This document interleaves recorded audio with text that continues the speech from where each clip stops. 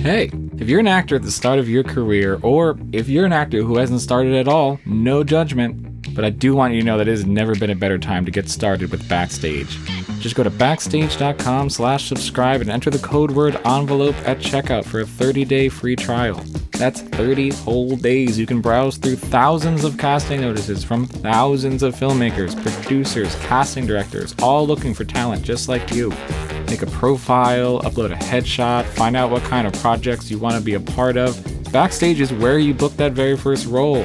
It's also where you book that second role, and then that third role, and then you keep booking roles all the way up until you win that Oscar. And then you can come join me here on In the Envelope. We love a full circle moment here at Backstage. But first, you gotta subscribe, and again, that's 30 days free if you use the code word envelope at checkout. ENVELOPE envelope, 30 days free. Get those roles. And I'll see you back here when I interview you when you win an Oscar. Cannot wait.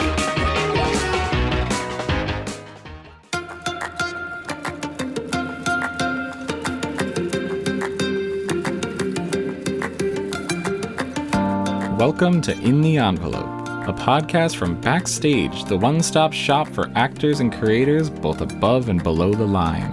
I am your host, Vinnie Mancuso, Backstage Senior Editor and Professional Entertainment Obsessive. I'll be your guide through every corner of the creative industry with the help of some of your favorite stars. Here you'll find intimate, in-depth talks with today's most award-worthy names in film, television, and theater. Along the way, we'll get advice on living your best creative life, relatable stories of the highest highs and lowest lows, and maybe, just maybe, a rare peek in the envelope.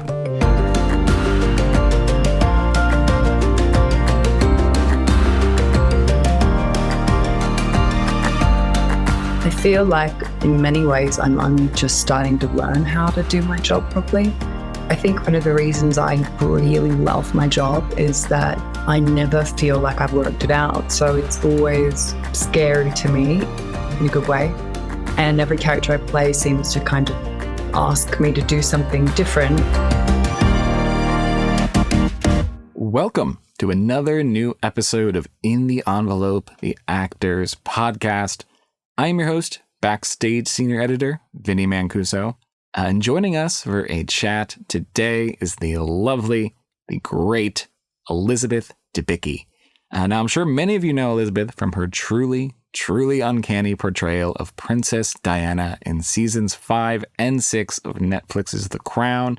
That's a performance that just earned her Golden Globe and Critics' Choice wins. She has an Emmy nomination for season 5 and a recent SAG Award nomination for season 6. But you might also know Elizabeth from working with some of the biggest directors today in blockbuster projects. That includes Christopher Nolan's Tenet, 2 of James Gunn's Guardians of the Galaxy movies. She's completely gold in those, but she is fantastic in them.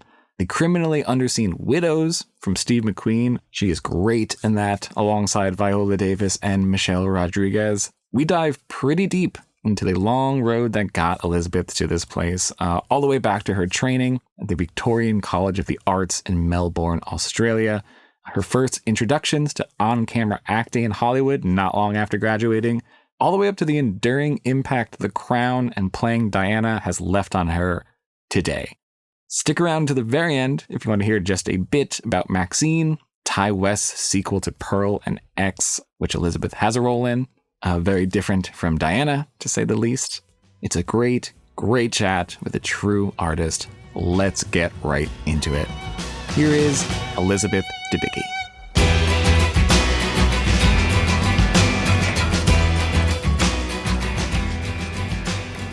Elizabeth, thank you so much for being here. It is a pleasure to meet you.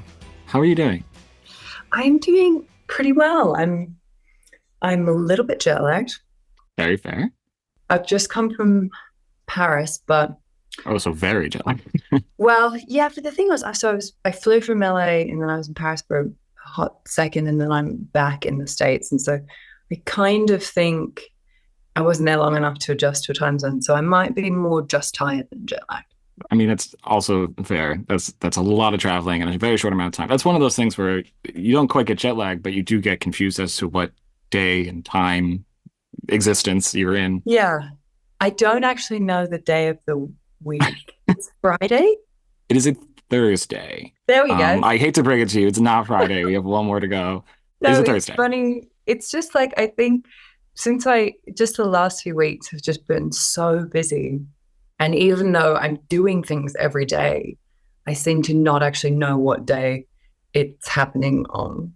Yeah, I have to imagine there's not a ton of time to like just stop, like to be like, here's where I am, here's what I'm doing. It's sort of like boom, boom, boom to the next thing. Yeah. And there's no really time to like take stock of where you are or what you're doing. Yes. Yeah. I'm crawling into a little bit of time right now where I'm going to try and stop for a second and take stock. Although that presents its own challenges when you've been going so quickly. I find it very difficult to. It's like you can't just sort of like slam. You feel like you're just kind of slammed into a wall, but you're still kind of running at the same. It's really, definitely takes a few days, which is usually. I was reading some article the other day that was sort of saying like and I probably didn't read the whole of it. Something like, what is the ideal length of a vacation? And the end of the article was kind of like, well, we don't actually know, but I think it was something around like 2.5 weeks it takes the body to, and who has that time? I was going to say, I've never done that. Me neither. So I'm terrible at taking vacations. But anyway, such a ramble. That was the rambliest answer to your question. No, we love a ramble here. Anytime you feel like rambling, please. I just want to give people a bit of context as to what we're talking about. This has been quite the week. You won a Golden Globe. You've won Critics' Choice. And you got a SAG nomination.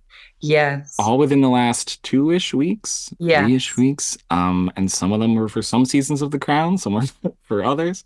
Right. So it has been a very busy week for you. Yes, it has. It has. And then I went to Fashion Week for a minute, and that is like a whole different kind of energy. But no, it was some very exciting, very fun, but very filled weeks in LA. And then dispersed in that was last year's Emmys. Yeah. Which happened on a Monday, on Martin Luther King Day. And I was like, I'm so confused. In my brain, these things always happen on weekends. And I think from that point on, I was just thrown. It was last year's Emmys on a Monday, and my brain just spun out. Well, I think I saw you tell some outlet that a problem you were having was you weren't sure how to get the Golden Globe home. I'm wondering if you figured that out. Have you gotten the Golden Globe? No, it's in my agent's office. We'll figure that out later. I asked her to babysit it for me, and she said yes. I've got to figure it out. I've massive distrust of the UK. I'm just going to put this into the Universe Bio podcast of the UK. I probably shouldn't say this because now they really will destroy everything. Find your Golden Globe. Anyway, yeah, I just think, I get very nervous about sending things via mail into the UK. I've had many sweet people say, I just, and then I wrap it up in 6 million layers of bubble wrap, and it still is smashed to smithereens. Yeah. And I try and bring this up as a point of like conversation constantly at dinners too. I'm like, do you guys have problems with DPD? And then everybody seems to. So I'd like to begin some kind of petition to like investigate it. But anyway.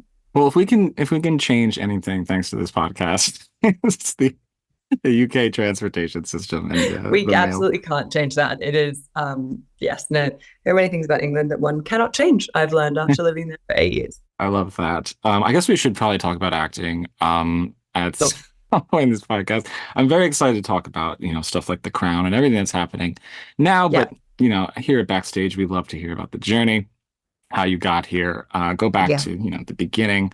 I do know that you weren't always an actor. And it wasn't, your earliest thing. I think I read that the one play you did in, early school was Alice in Wonderland. That was the only school you did, only play you did before college. Right. Yeah. A gripping role. Yeah, I was gonna say that's a big lead role in your first thing. Was there anything that sparked in that moment? I think I've read that there wasn't any light bulb moment you had that you were like, I'm going to become an actor. But what do you remember from your sort of first taste of it? Well, it's actually, there were some light bulb moments and they were kind of dispersed. And my parents were both by trade, by profession, were dancers, and they both had trained as classical dancers and then had these pretty extraordinary kind of journeys around the world, dancing for different, in the 80s, kind of different companies, and then musical theatre stuff, and then cabaret stuff. And so I grew up in a house with two very thespian sort of driven parents, but that also gave me I think when you grow up with parents who are jobbing dancers or actors, there's this kind of reality to that profession, which is that it's a calling and it's something you love, despite the difficulties of it or the insecurity of it. But also it's hard, and it's financially very difficult to support a family in that way. And for my parents too, they had this kind of finite, it's so brutal on dancers. I think it's sort of once the body can't take the impact of your vocation anymore, it's like, what do you do? And so I grew up in a house that was very artistic and creative. My parents took us to see a lot of dance. My dad worked in a theater, and he used to kind of quite literally kind of smuggle us in the back of the theater. And so from a very young age, I was exposed to a lot of dance, not theater. We never really went to see plays. So I was always seeing things without language, and I've seen wildly, like, probably age inappropriate things too, which is great. My little brain was really, but the first time I was seeing like a play, my mum took me to see production of The Seagull with Ian McKellen in it. And I remember really distinctly sort of that being a moment of kind of like a very different theatrical experience, albeit I was far too young to really understand what was happening in the play. And then I kind of went along, and I was always on stage because I was a dance kid, and we was doing, we called them concerts, but recitals, I think is the word in America, like recitals. And I loved being on stage. It brought me great joy, and it was so exciting. Like dance, when you're a kid and you're doing dance, and it's like the most important thing that anyone's ever done, and you obsess about it, and you're a total perfectionist, but you get this real thrill. So I had that all through my childhood. And then I went to a school that didn't have a lot of theatre kind of embedded into it. It was a big music school, and I did not really play the instruments. So I felt quite sort of on the periphery of that. And then this wonderful drama teacher came to our school named Mr. Borbally, Daniel Borbally, who was, I was 15, so he felt ancient to me. He's probably my age, probably 33 or something. And it was just this beautiful teacher who had all this energy and like tried to reinvigorate like the drama department. Hence the first thing he ever did, I think, which was Alice in Wonderland. And it was just this kind of hokey school play. But it meant a lot to me. And I went along with my kind of academic. My parents were very keen on me going to sort of university and having a degree. And so I did all of that. But I also kind of signed up to audition for acting schools. And I was doing my end of year exams, my end of high school exams. And I also was like running from my French exam to my drama school auditions.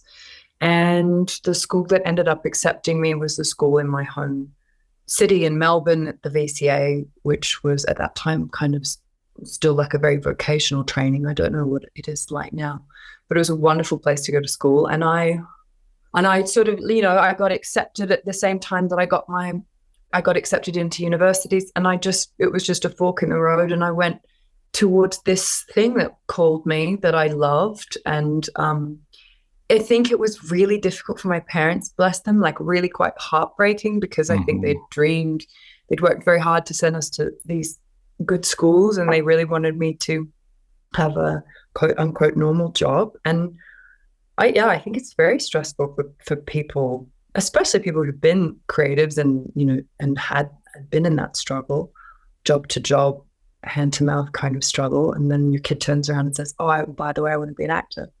Which is what happened when I was about 16. I sort of said, I graduated high school a year younger than my class, because I started school in Paris, in France, not in Australia. So I was pretty young to finish school. And about a year before I finished school, I said to my mom, oh my God, I figured it out. I want to be an actor. And she sort of like didn't respond to it at all. I think her way of dealing with it was to just block it out. And so, hence why I just kind of did the applications. And and Daniel Borbley, shout out to Daniel Borbley. It's such a good theater teacher name.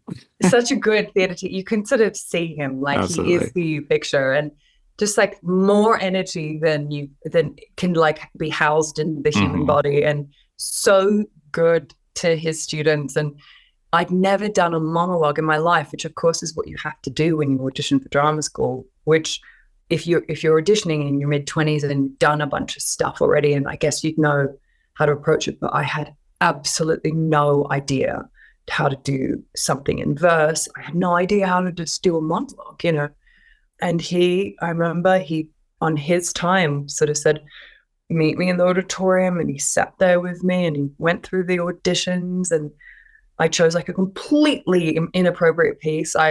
You're young and you just think acting is like the more suffering you can.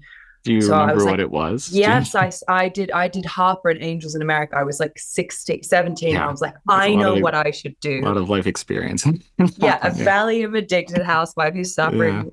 And I was like, that's perfect. Of course, like I went in and, the audition, the panel on the first round was sort of like, maybe when you come back for your callback, you should do something a little age appropriate because you're a child still, And I also did Viola from 12th Night, which is such a lovely monologue when you're for young people. I think it's like got such a great energy in it. But that's the ramble of the beginning of me deciding to be an actor. Well, I love that. I'm curious how then you went about learning how to act. You obviously you went to the Victorian College of the Arts and you were learning acting.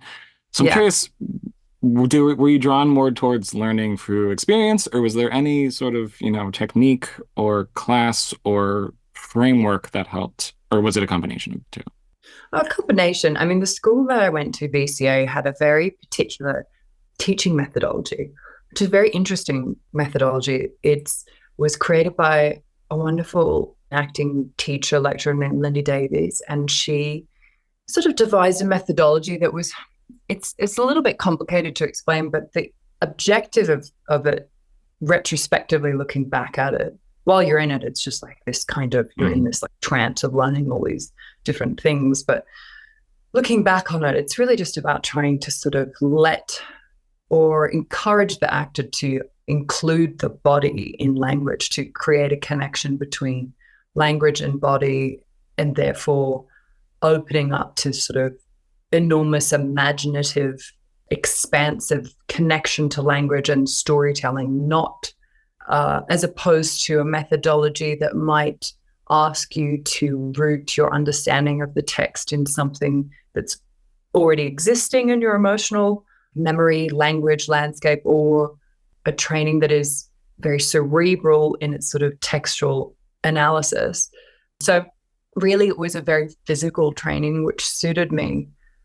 Not that I knew anything. So I absorbed everything just like a sponge because I'd never been in an acting studio before. But I also think coming from having done so many dance classes as a kid and been so in a dance studio for so much of my life already, a physical training really suited me. And I appreciate, and I still, when I think about it as an approach, particularly for theater, I sort of adore what it allows the actor to do, or its intention is to just for you to never be reducing something that is actually much more exciting and expansive than you can possibly already know, if that makes any sense. And also a lot of training around impulse. It was a very theatre training, I should say. We never did anything in front of a camera, never film or television oriented at all. So it's really just training actors to be on stage, really in their body, very intuitively responding to language, and a kind of lovely freedom in the sense of like, life is always weirder. People are stranger than you could conceive of. So like go far in your creation and interpretation of text and character, because commitment is this sort of key to truth, and that was the sort of concept of the training. And it was such a lovely way to learn. And I think it worked for some people and didn't for others, but I love it. And I look back at it so fondly with just, it was very joyful. And I mean, don't get me wrong, like I was terrified I was going to fail all the time. But it was quite, I think acting schools, sometimes they have this reputation in a way of like being so hard on people, and they can make people feel so, it's this kind of like, this idea of like, oh, you get broken down by acting school, and then, which just seems to me like just so counterintuitive, because acting is so vulnerable and you have to feel safe to do it. And of course, a university course where you pass or fail is not really the place where you're going to feel literally get a grade. But yeah. Well, it's so interesting because I feel like I've heard so many different answers about acting school, from the entire end of the spectrum. And I do think it's interesting that a lot of the advice that people give sometimes about the industry is, you have to develop a thick skin, but kind of like you mentioned, it's actually the opposite. It's better to give people the space to sort of keep their skin thin, because it's part of the job. It's right. Empathy and feeling these things. And it sounds like that was sort of what you were encouraged to do in this environment.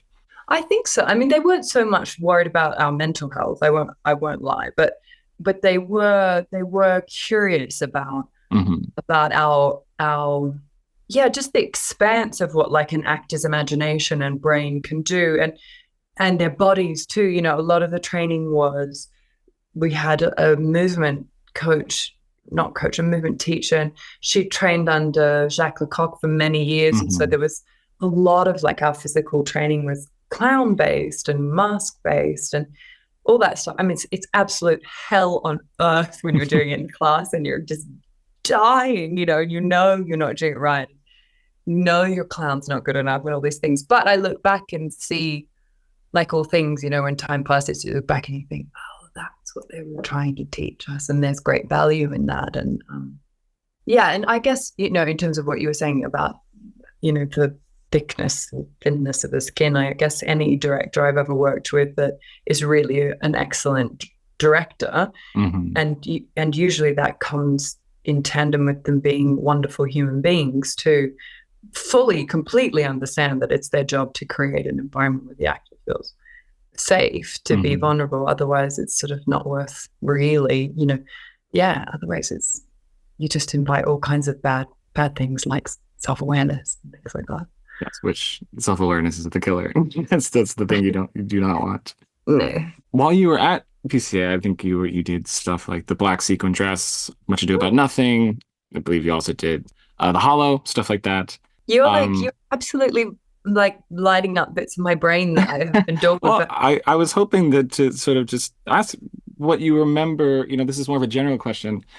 The formative moments of doing these early shows. Well, what were some things from these early shows that were sort of stuck with you and have helped throughout your career? No one ever asked me these things. This is so nice. Actors love talking about ourselves. Well, they were all so. One of the things that was great about the school was that they used to get in lots of really interesting guest directors who they specifically would choose. They would work from such different entry points into directing, which was great, because by the time you graduated, you'd run this gamut of like really different processes with text. And so when we did Much Ado, I remember that was my first kind of lead part, and I was very excited but terrified. And I thought, all the time I thought, all the things you think in drama school. Can anyone understand me? Can anyone hear me? It's also so technical. The first time you take on a Shakespearean lead like that, you're just terrified. But I did have that was a very kind of like traditional production in a way. And I do think I managed to convince the director to let me wear rollerblades for a bit of it, but it's not traditional. In the washing, the scene where she's kind of listening to him. Yes, the washing, yeah. And that was, I loved it. It was a very traditional sort of rehearsal teching, just teaching us the basics of like, if you worked with a director who's going to approach things from quite a technical, traditional way, this is what the process is. And then we did that. I haven't thought about this for so many years. Daniel Schlusser was the director of this play, The Hollow, that was an adaptation, I think, of an Agatha Christie novel. And he was kind of like this legend and is a really fantastic human and who I've not spoken to for many years. And really, for us, just felt so avant-garde. The process was really just about having the source material and then letting actors in acting school improv and create various moments that then sort of on a whiteboard sort of got strung together and you create the play. That was just heaven for me, that part. I played the murderess, and like all great Christie novels, it's, the last person you expect, and it was glorious. I think her name was Gerda or something, and I was a bit pregnant and, really, she was always playing it as being really behind the eight ball and really idealistic and loved her husband. And, of course, the whole time I got to sort of like double negative everything I was doing. And it was just so fun to improv. And God, I honestly haven't thought about that for so long. And the set was completely interactive. Like there was a hot tub and there was fridges and, all these things that when you're a drama student, just to have the budget to create a set like that and work with your crew like that was it's just so much fun. We just had a good time. Well, I wish there was some record of you as Gerda in the Hollow somewhere. But honestly, I think you and I would sit down and laugh. It would just be so. And I can't quite remember now, but I feel like the gag was the pregnancy wasn't actually real, and so I think the bump was like not big enough for my acting of like how heavy the pregnancy was, and that was part of the audience's growing suspicion, and it was just all this weird, great stuff we did. But that was so validating as an actor to have a director come in and say like, oh, your instincts on this weird gag that you're creating here are interesting to watch, because a lot of acting school is someone telling you that's not how you do Ibsen. So I love that. I'm curious. You mentioned this was there was very little, if any, on camera, TV, film work. You transitioned very quickly after college into film and TV work. So I'm curious about that transition. Was that a new skill set you had to learn, or did you find that the transition was not that rocky? Were the skills transferable, basically? Is what I'm asking. It was a big transition.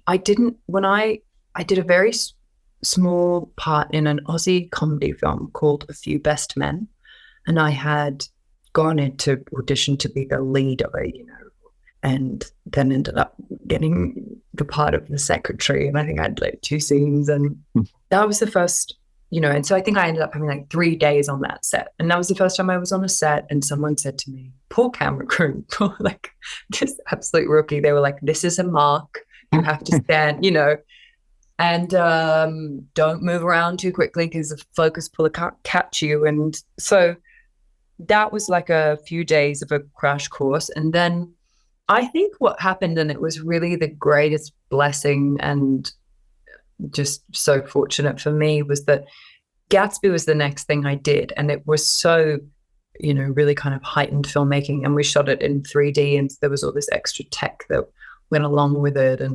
But it was Baz. And so there was this inherent theatricality and size and scale to both the production and the performances, I think. There's this, like, Baz, if I can think of any director who welcomes, I don't even know what we would call it, just expansiveness on screen. Playing to well beyond the camera.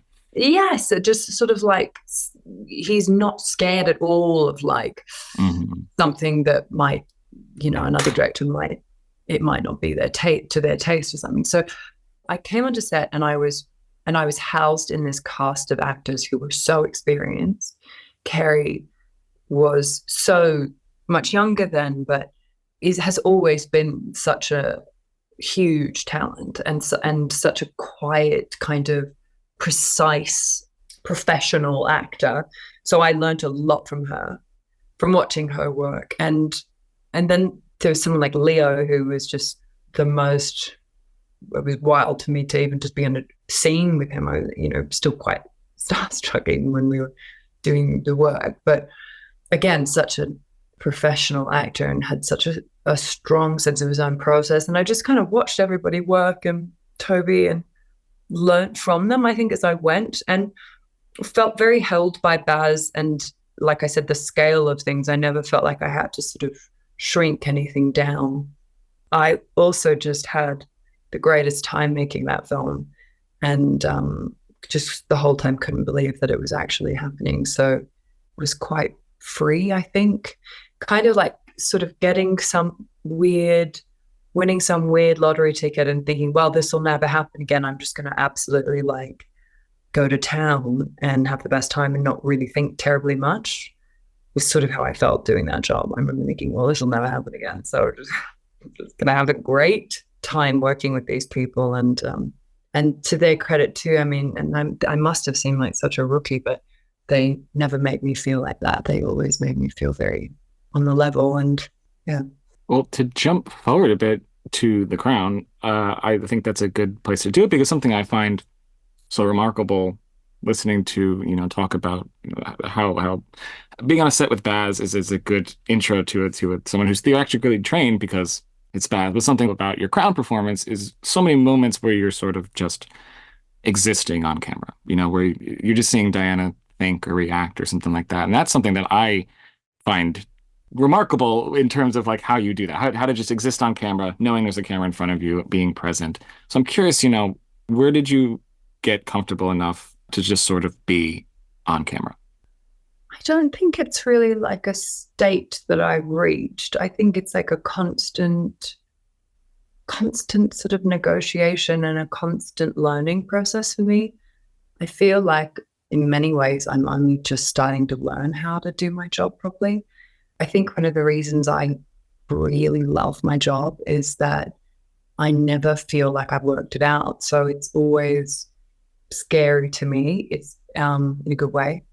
And every character I play seems to kind of ask me to do something different. And so that lack of comfort and repetition is probably that negotiation. And I don't think I have really an answer for that question. Maybe some people, you hear so many stories and famous actors saying, oh, well, the camera's coming in and really I'm just wondering what's for lunch, or I'm thinking about this or that, but I don't really have like a rules for that. And don't know, it's probably a really unsatisfying answer, but no, it's sometimes something I find really interesting about talking to people about acting, because there are definitely parts of it that are kind of hard to put into words, or like, because I like I'm saying, you're clearly adept at it, and the work speaks for itself, but maybe even you are not sure how you get to that place, or how there's no rules, there's no formula, there's no 1 + 1 = 2. There's not. And I think it's like, it's also so much of a sum of its parts kind of experience every time you do this job, because first of all, there's the character which is dictating everything, and it starts to kind of speak to you quite early on. If it's something you really feel like doing, it's kind of one of my favorite parts of the job, is when you find something you really want to do and you start to, it speaks very quickly to you. It sort of dictates a lot of things immediately about processing. And so that's so interesting. And then you kind of throw that conversation you're having with yourself into the mix of a completely different environment. So something like The Crown was such a unique way to work. It was long. So there was this enormous time to live inside of that character. By the time you come back to do another season of television, you're so comfortable with your crew. So that adds this other element. You know them really well. It starts to feel, in the best way possible, like a day job. Like this is what I do, and I'm going to keep slipping into this place. And then we work with so many directors, but they're all very beautiful people on The Crown, which we were really lucky. And I think because with television too, when you don't have one director directing all of the episodes too, there's this sense that everybody's just kind of doing, it's like a big kind of puzzle, and everybody's just coming saying like, these are my pieces, and I'm going to tend to them and care for them. But then I'm also stepping away and kind of surrendering to what the puzzle ends up becoming. And I certainly felt like that on The Crown more than I ever have, I think, in a job before. To the point where when I watched The Crown sitting on my couch, I've never seen the other scenes. Mm-hmm. And in an almost Shakespearean way, I don't necessarily even sometimes think, no, I've read them before, but I don't really even remember. It's not my story. It's not my piece of the puzzle. And so I get to kind of watch everyone's work. Oh, that's what they were doing over in Kent for 3 weeks, you know? But yeah, that environment was just very specific. And there was an enormous amount of trust there by the end of making it. And I kind of adored TV for the reason, for the kind of the luxury of time it gives you to work out how to do it. I've never done something twice except a play. So it makes you realize when you shoot an independent film and you shoot it for 5 weeks, like it's just like, it's nothing. It's so quick, you know? I've talked to a lot of, people who specialize in theater specifically. And something I hear a lot is that they feel like they're understanding the character better and better. Then they want to sort of leave it. They want to leave they want to understand the character better when they leave than they did when they first got there. Is it similar with TV, especially with The Crown? Did you sort of feel like you understood the character of Diana and the real person better by the time you left the show than you did at the beginning? Or did you get to a place where you really felt like you were there? Well, I think a bit of both. I mean, there were so many, the thing that I realize now looking back, because I haven't, we wrapped it last April, so it's coming on nearly a year, not actually being in front of a camera doing it.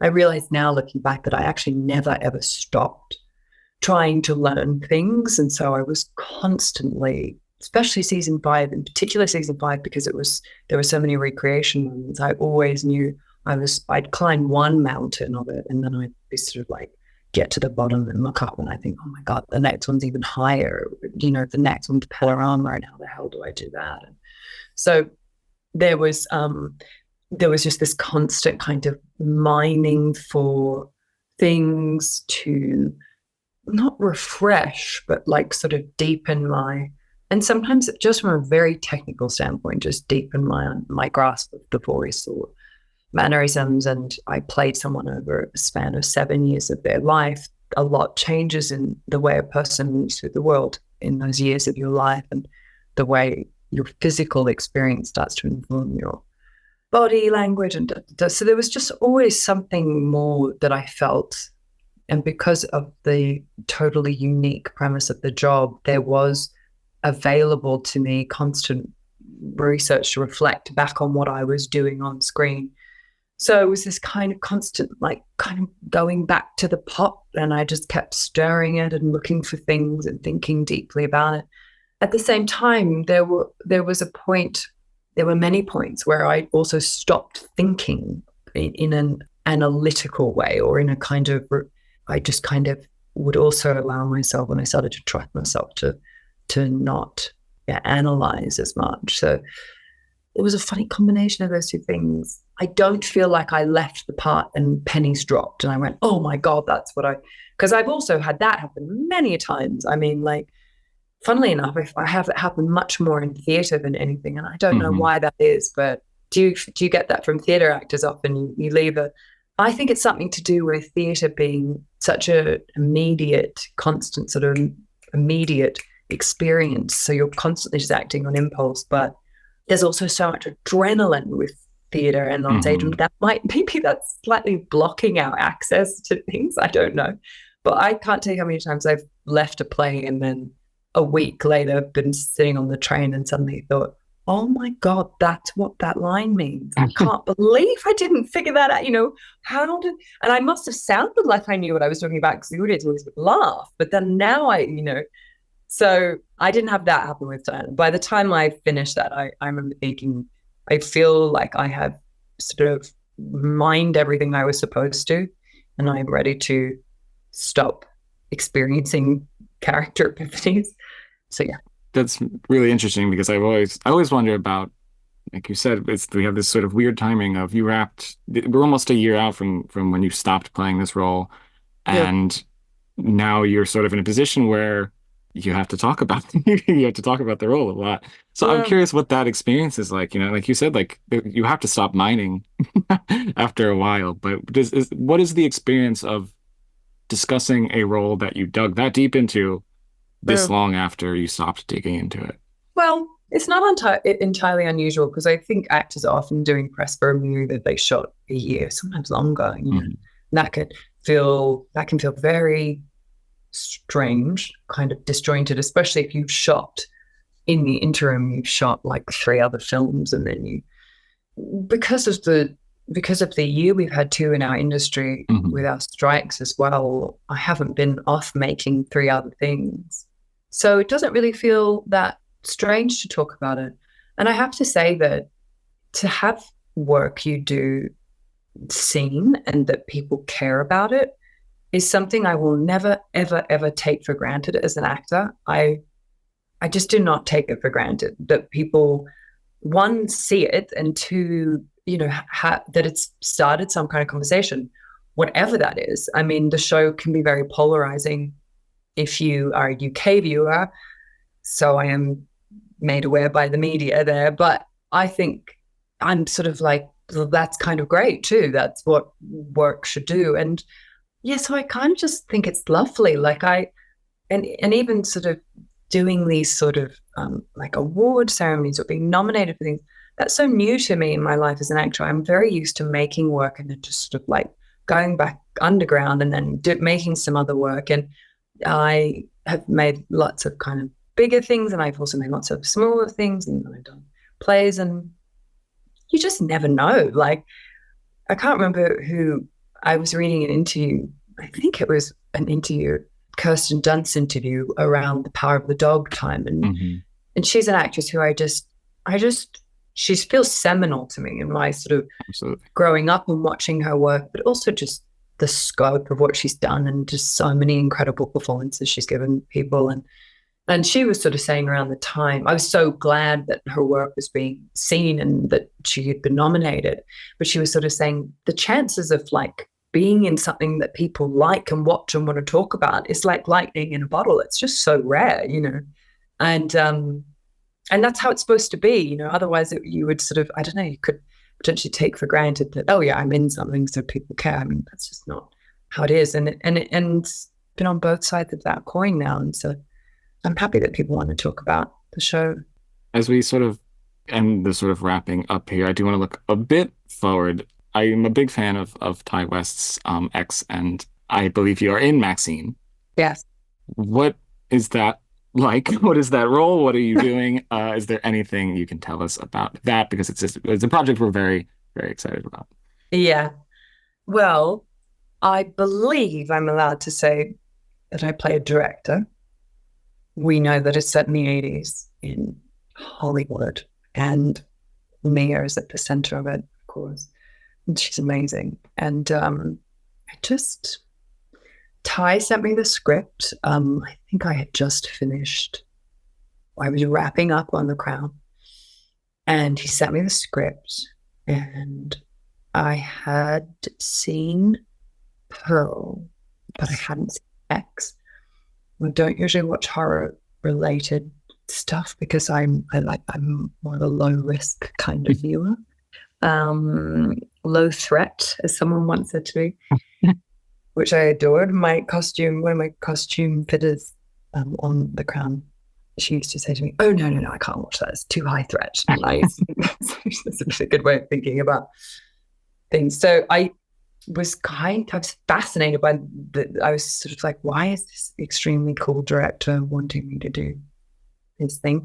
And I read the script and this is to me always the kind of testament to a really excellent script when you actually just don't get up to make a cup of tea or something, you just read it the whole way through and you have a great time. And so I just sort of loved it. I think it's going to be really, very superstitious, but yeah, I love working with him. I loved working with Mia, and I had so much fun. It couldn't be more different in tone than what I had been doing for a year on The Crown. And it was sort of like a balm to me as an actor, like a tonic to just like go into something completely different. And I just had a ball, really. It's such a great part. And yeah, I mean, absolutely. I didn't even think twice. And he's an amazing director. He's extremely, very, very unique brain, very confident in the loveliest way, very sure of what he's making, and really loves his actors, and lovely crew. Super fun. Oh, that we're very excited. Yeah. So as we sort of wrap up here today, in an attempt to sort of tie this all in a bow, we talked about your earliest roles, stuff like The Hollow, stuff like that. And I'm curious, when you look back on that and sort of take this moment to take stock of where you are now, in what ways would you say that you're the same actor now that you were when you were in those plays? Actually, it's quite a simple answer. I still really love doing it. It's still really interesting to me, and I don't feel like I've worked it out. So that's exactly how I used to feel in drama school. And I think I didn't really believe it could be a job, that someone would pay you to do something that I love doing. It just felt like such a natural thing for me to kind of do. And I still feel like that. And I'm really so glad I still feel like that. It just brings me great joy. Every time I leave a job, I think, oh, well, that was nice. Let's, I always feel the same way. I think, well, we'll never work again. Let's see. And then when somebody asks me to do it, I'm just genuinely, I still get the same feeling when I come to work first day. I'm still really curious. And I guess that's really just how I used to feel in acting school too. It's such a funny job to do. And it comes with so many highs and lows and, massive chunks of, I think when you look at people's careers, it's very easy to think, to see them as this kind of ascent, and that there's this kind of steady pace to it and it looks a certain way. And of course, it doesn't ever feel like that on the inside. It's this real up and down rippling of self-worth and self-belief, and in those lower ebbs, when I couldn't get a job for 10 months or whatever, and I would be really scared that I couldn't do it again, and all those ups and downs, although I'm beyond incredibly fortunate to have had so many great jobs. But yeah, just really love it. Such a ramble today. I'm sorry. I'm so tired. Like we said, we love the ramble. We love that ramble in particular. Elizabeth, thank you so much for being here. Like I said, I know this is a busy time for you, so to take any time to talk to us, we really appreciate it. Thank you so much. Thank you very much. Okay, thank you.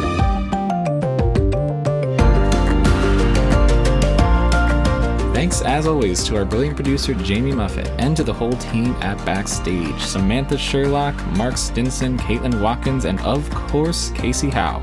Visit Backstage.com, and don't forget, you can subscribe to Backstage with code ENVELOPE at checkout for a free trial. 100% free, you simply cannot beat that. For more exclusive content, find us on Facebook and Twitter at In the Envelope, and subscribe, share, and leave a comment. Who should we interview next? Let us know. Thanks for tuning in. We'll see you next time for another peek in the envelope.